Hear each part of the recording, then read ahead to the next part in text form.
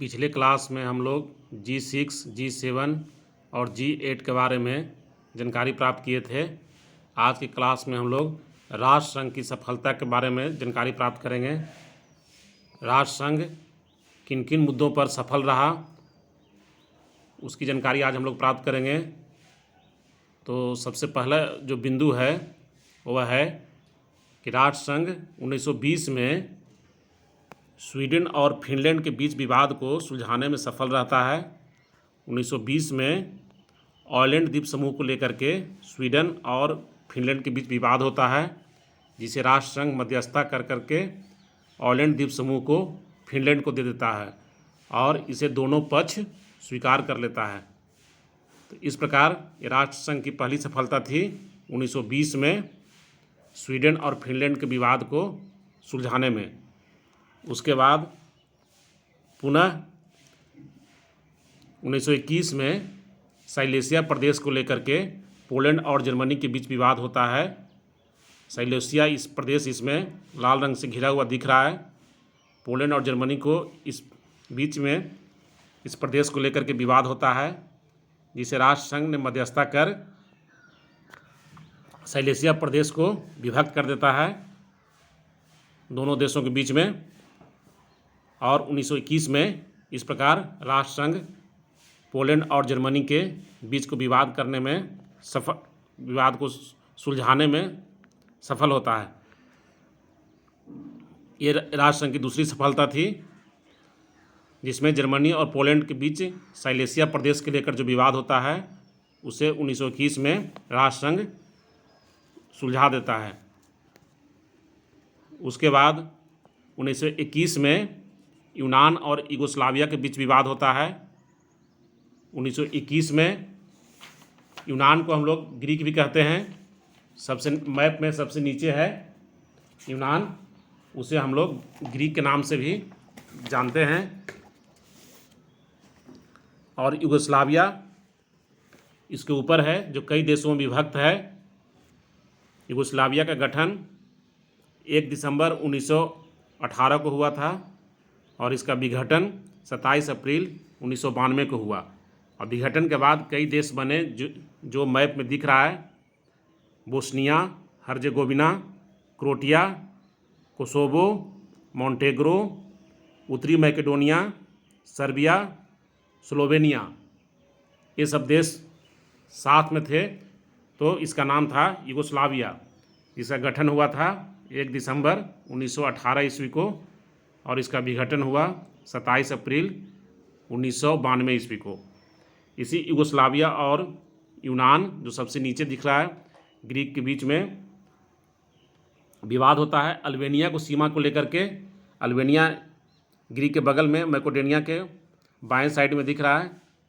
Albania की सीमा को लेकर के विवाद होता है ग्रीक और यूगोस्लाविया के बीच में, जिसे राष्ट्रसंघ 1921 में शांतिपूर्वक सुलझा देता है। राष्ट्रसंघ की अगली सफलता हम लोग देखते हैं, वह विवाद है लेटेशिया को लेकर के। लेटेशिया है दक्षिण अमेरिका में पेरू और कोलंबिया के बीच में। तो लेटेशिया प्रदेश को लेकर के विवाद होता है 1923 ईस्वी में, जिसे राष्ट्रसंघ के द्वारा शांतिपूर्वक सुलझा दिया जाता है। लेटेशिया प्रदेश है कोलंबिया और पेरू के बीच। यहाँ पर दिख रहा है लेटेशिया और कोलंबिया के बीच, लेटेशिया दिख रहा है कोलंबिया और पेरू के बीच में स्थित है सीमा पर। इस विवाद को सुलझाने में राष्ट्रसंघ सफल रहता है। राष्ट्रसंघ मध्यस्थता करके लेटेशिया कोलंबिया को दे देता है। इस प्रकार ये राष्ट्रसंघ की चौथी सफलता रहती है। उसके बाद आगे हम लोग देखते हैं, पुनः 1923 ईस्वी में चेकोस्लोवाकिया और पोलैंड के सीमा संबंधी विवाद होता है। चेकोस्लोवाकिया और पोलैंड के बीच में सीमा का विवाद होता है, जिसे राष्ट्रसंघ 1923 ईस्वी में सुलझा देता है। उसके बाद हंगरी और रोमानिया के बीच में विवाद होता है। यहाँ पर हम लोग देख सकते हैं हंगरी और रोमानिया, इन दोनों देशों के बीच में भी सीमा का विवाद होता है, जिसे राष्ट्रसंघ के सहयोग से सुलझा दिया जाता है। पुनः 1925 ईस्वी में यूनान बुल्गारिया पर हमला कर देता है, तो राष्ट्रसंघ यूनान को आर्थिक बहिष्कार की धमकी देता है, यानी सभी तरह का इसके साथ व्यापार को समाप्त करने की धमकी देता है। इससे ग्रीक है जो कि युद्ध से पीछे हट जाता है और अपनी सेना बुल्गारिया से बुला लेता है। ये राष्ट्रसंघ की छठी सफलता रही। उसके बाद तुर्की मोसुल पर अपना दावा करता है। मोसुल है उत्तरी इराक में प्रमुख शहर है अभी के समय में। उस वक्त मोसुल पर ब्रिटिश का अधिकार था, तो तुर्की मोसुल पर दावा करता है, तो राष्ट्रसंघ मोसुल को तुर्की को दे देता है। हम लोग मैप में देख सकते हैं, मोसुल दिख रहा है इराक के ऊपर और उसके ऊपर तुर्की दिख रहा है। तो इसी मोसुल को लेकर के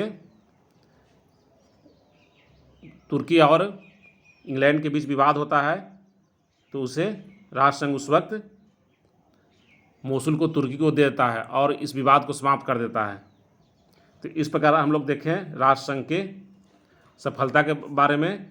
ये सब सारे राजनीतिक सफलताएं थी। अब हम लोग इसके गैर राजनीतिक सफलता को हम लोग देखेंगे। गैर राजनीतिक सफलता में हम लोग देखें कि राष्ट्रसंघ जिन देशों की आर्थिक स्थिति खराब होती है उसे सहयोग कर करके, आर्थिक सहयोग मदद करके उसकी स्थिति सुधारने का प्रयास किया था। जैसे 1921-22 में राष्ट्रसंघ ने ऑस्ट्रिया को अंतर्राष्ट्रीय कर्ज देकर बचा लिया था।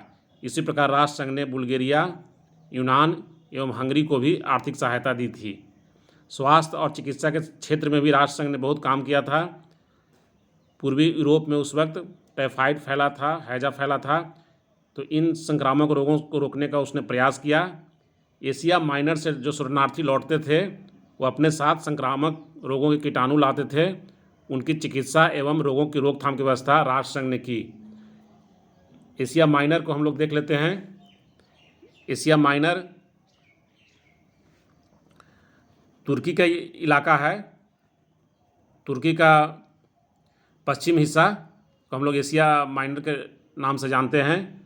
इस प्रदेश से उस वक्त जो आ रहे थे शरणार्थी यूरोप में, तो उन लोग अपने साथ संक्रामक रोग के कीटाणु भी ला रहे थे, तो उनकी चिकित्सा की व्यवस्था राष्ट्रसंघ के द्वारा किया गया।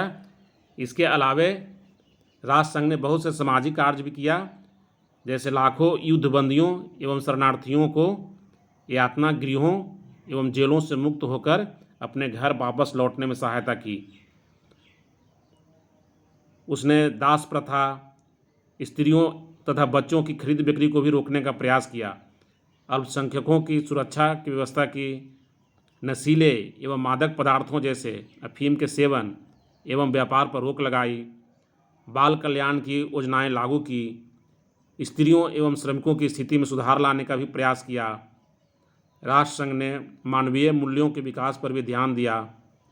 अंतर्राष्ट्रीय कानूनों को नियमबद्ध करने का भी प्रयास किया।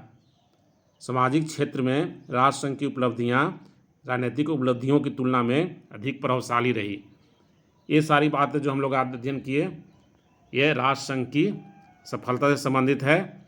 बहुत से मामलों में राष्ट्रसंघ सफल नहीं हो सका, उसका अध्ययन हम लोग अगले क्लास में करेंगे।